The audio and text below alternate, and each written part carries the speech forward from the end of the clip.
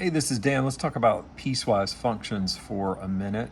Suppose that I have f of x equals 1/2 x minus 3 if x is less than or equal to 3, and then f of x equals x if x is greater than 3. And let's say the question on this is to evaluate this if x is equal to -2.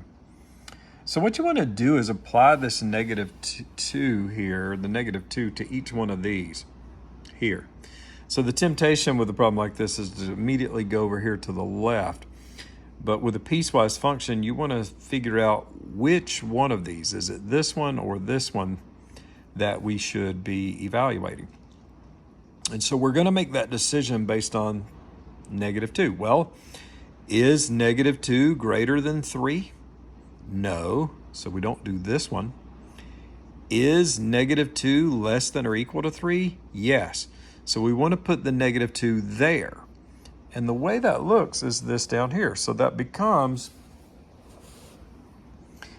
so I'm using that up there, 1/2 x minus 3, but I'm putting -2 in the x's location. So notice that. So 1/2 times -2 minus 3. Well, half of -2 is -1, and -1 minus 3 is -4. So the answer to this question is -4. So 1/2 times -2, that's 1 times -2, which is -2 on the top. -2 divided by 2 is -1. So that's why it works out that way. So this is called a piecewise function. So we're doing it in pieces. Now, one of the other things they ask you to do with a problem like this is to graph it.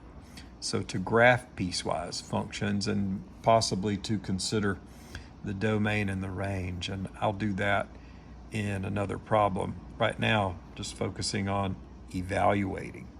So we take this value and we consider it here or there just to figure out which one of these equations are we going to be using. All right, see you later.